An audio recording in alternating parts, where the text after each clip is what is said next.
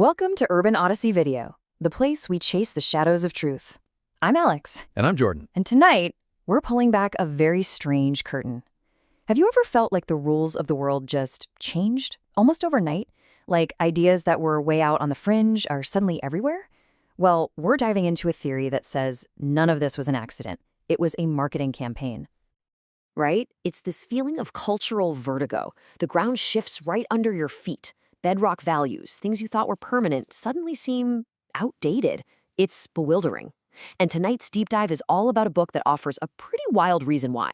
It argues that these huge cultural shifts are actually the end result of a very sophisticated, very targeted marketing plan. Exactly. So to get to the bottom of this, we've accessed a key file from the archive. It's a 2005 book called The Marketing of Evil. Now, this thing basically puts forward the theory that many of the major cultural changes we've seen weren't some kind of natural evolution. No, it claims they were a planned project. So we're going to treat it like a leaked playbook. We're going to examine its claims and break down the strategy it describes step by step. Okay, so let's get into the guts of this thing. The book argues this wasn't random at all. It was a meticulously planned campaign, and it had a really clear structure. It basically lays out three core strategies. First, rebranding ideas to completely change how we see them. Second, hijacking youth culture to make sure the changes stick. And third, what it calls erasing society's foundational moral principles. And just a quick heads up, we're dropping live threads on this as we go, so follow us at @officialurbanus on X to get in on the conversation. All right, let's dive right into that first campaign. So the first move in this playbook is all about language. It's about words. The author argues that if you can carefully choose and then change the words people use, you can shift how they feel about an issue, sometimes without them even noticing. The goal here, according to the book, is to just smash old negative associations and bolt on new positive ones. It's like linguistic warfare.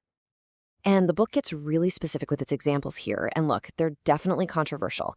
It claims a term like homosexual behavior, which focuses on an action, was deliberately swapped out for gay rights. See how that shifts the whole frame? It's not about behavior anymore. It's about this positive, abstract idea of civil liberties.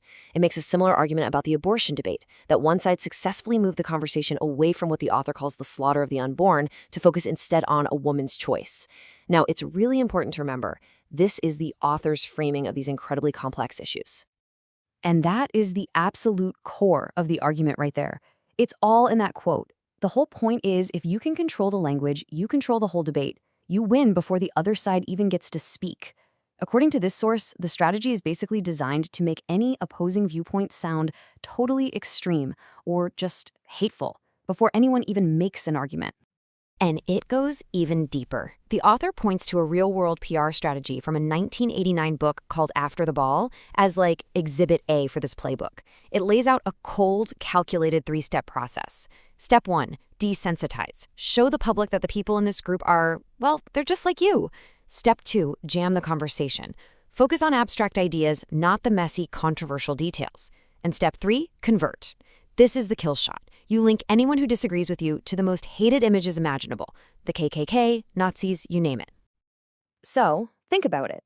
According to the book, once the language is being reframed, what's the next move? You have to make sure the media uses it.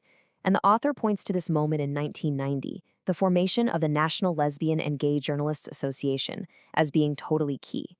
The interpretation here is that this was a strategic pivot. It wasn't about trying to influence the media anymore. The new plan was to embed the perspective inside the media, to become the media. Okay, so let's move on to the second campaign detailed in this playbook. The author claims that once this new linguistic framework started to get some real traction, the focus shifted. It pivoted to the next generation. The argument here is that the goal was to specifically target young people, to make these cultural changes permanent, to make them self-perpetuating.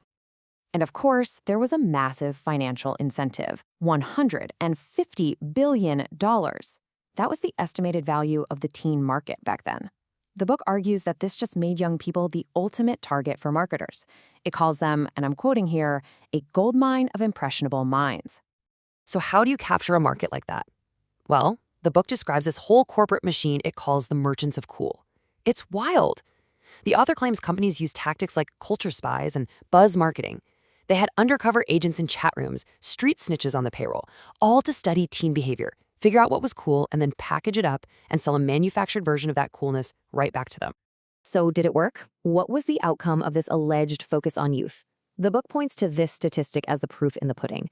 It cites a poll from 17 magazine, which is pretty mainstream, and it shows that acceptance of homosexuality among its teen readers nearly tripled. It went from 17% to 54% in just 8 years. The author directly connects that huge shift to these targeted marketing efforts. And this is where it all comes together. This brings us to the book's final, and honestly its most massive argument. The author claims that everything we've talked about, rebranding language, targeting the youth, it was all just groundwork.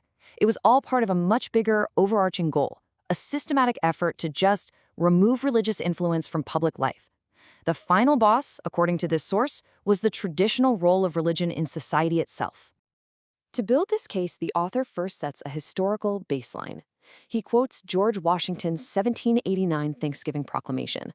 The book uses this to argue that the United States was, from its inception, founded on principles that openly acknowledged a divine authority. This is the starting point, the before picture, from which the author says society has been radically shifted. And for the after picture, the book contrasts Washington's proclamation with a modern federal court ruling. I mean, you can't make this up.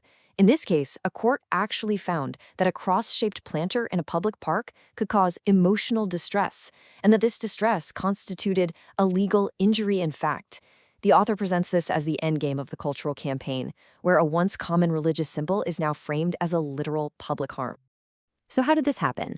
The book claims it happened through a complete reinterpretation of the phrase separation of church and state. The author puts forward this claim that its original meaning, its original intent, was to protect the garden, the church, from the corrupting influence of the wilderness, the world, and the government. But the book's whole point is that this meaning has been totally inverted to wall religion out of the public square entirely. All right, let's do a quick recap of the three-part strategy laid out in The Marketing of Evil. The author's central claim, the whole bombshell here, is that this was a blueprint. It was a program designed to systematically change a culture's core values over time. Okay, revelation number 1. Language was weaponized. Words were strategically chosen, swapped out, and reframed to control debates and basically predetermine who wins. Revelation number 2. The media was infiltrated. The whole strategy allegedly pivoted from trying to influence the news to actually becoming the news, broadcasting a new worldview from the inside out. And revelation number 3. Youth culture was manufactured. A whole system was built to study, package, and sell a new version of cool to the next generation, making damn sure these cultural changes would stick around for the long haul. And that's just scratching the surface of the arguments made in The Marketing of Evil. Look, it is a deeply controversial take, no doubt about it, but it's one that tries to explain these massive cultural shifts through the really powerful lens of a marketing campaign. For the full dive, subscribe to the official urban.substack.com and thread this on X with hashtag UrbanOdysseyTruth. We want to know what you think. Which really leaves us with one critical question, right? How much of what we believe, how much of the very language we use to think is shaped by forces we don't even see? Whether you buy this particular book's theory or not, it's a hell of a reminder to think critically about the messages that are constantly surrounding us every single day. What program are you running?